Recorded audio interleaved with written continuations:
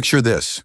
You're strapped to a table, fully conscious, a blade slices into your chest, and you're about to become the world's first medical textbook. This isn't a horror movie. This actually happened. And the man holding the knife? History calls him the father of anatomy. His name was Herophilus.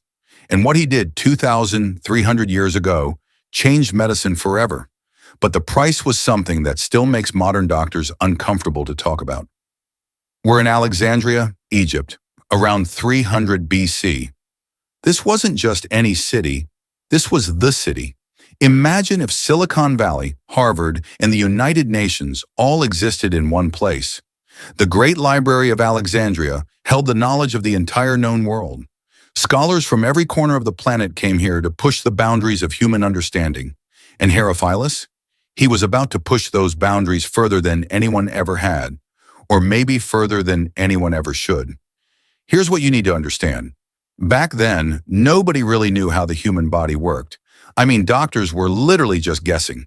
They'd treat you based on ancient texts and superstition. It was like trying to fix a car engine without ever looking under the hood. The human body was a black box, a mystery, and Herophilus was obsessed with opening that box. But there was one massive problem. Dissecting humans was absolutely forbidden. In ancient Greece and Egypt, cutting open a body, even a dead one, was considered the ultimate violation. Religious taboo, cultural nightmare, career-ending move. So how did Herophilus do it? He got permission from the Ptolemaic rulers to use living prisoners condemned to death. Let that sink in for a second. Not cadavers, not dead bodies, living, breathing, conscious, human beings. The early Christian writer Tertullian later claimed Herophilus vivisected at least 600 prisoners, though historians debate this number. But even if it was just a fraction of that, can you imagine? For maybe 30 to 40 years, this practice was allowed in Alexandria.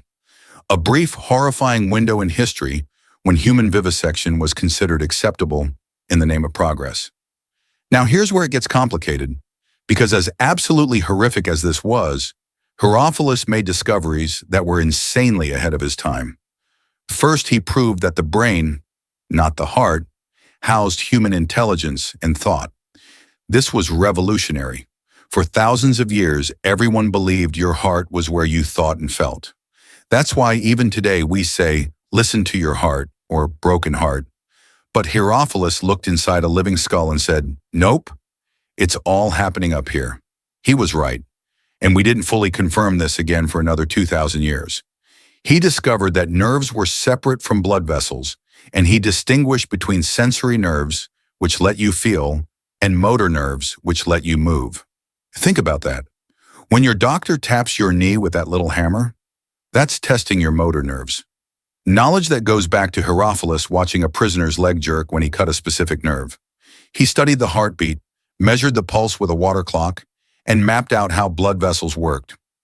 He literally gave us the foundation for how doctors check your pulse today. He named the duodenum, part of your small intestine. That word comes from him.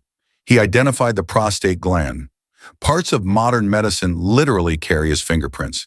So here's the impossible question. Was it worth it?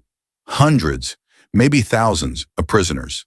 No anesthesia, no mercy. Slowly cut apart while conscious, screaming, begging, all so scholars could take notes.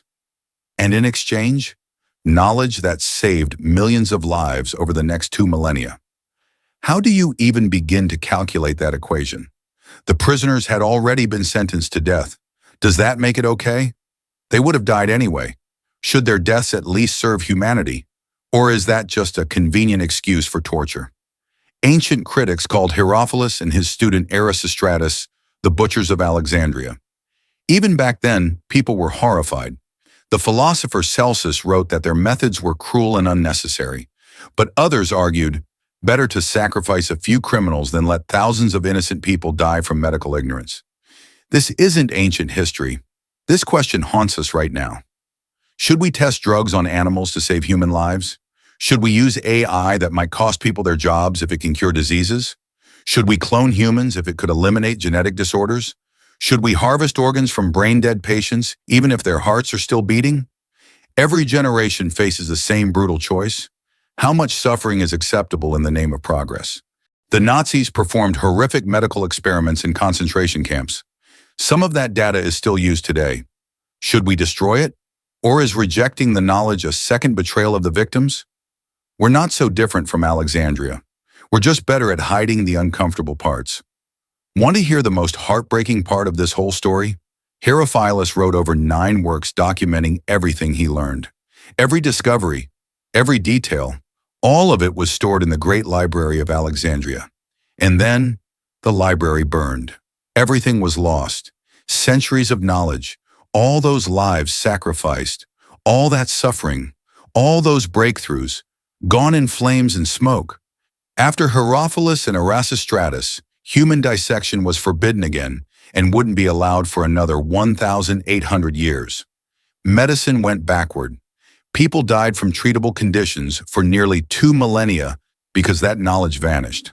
It's like someone hitting delete on the most expensive research project in human history, paid for in blood and screams, and then just erased. So what's the lesson here? Herophilus showed us something terrifying about human nature. Our curiosity has no limits, but should it? He proved that with enough ambition and zero ethics, you can discover incredible things. But he also proved that knowledge gained through cruelty leaves a stain that never fully washes away. Science is powerful.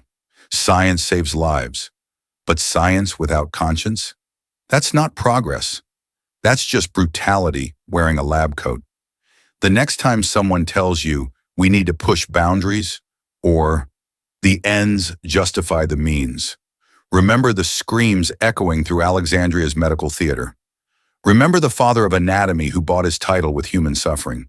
And ask yourself, what are we doing today that future generations will look back on with the same horror?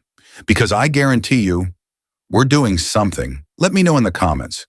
Do you think Herophilus was a hero who advanced medicine, or a monster who should have been stopped? And here's the really tough question. If you were one of the rulers of Alexandria, would you have allowed it?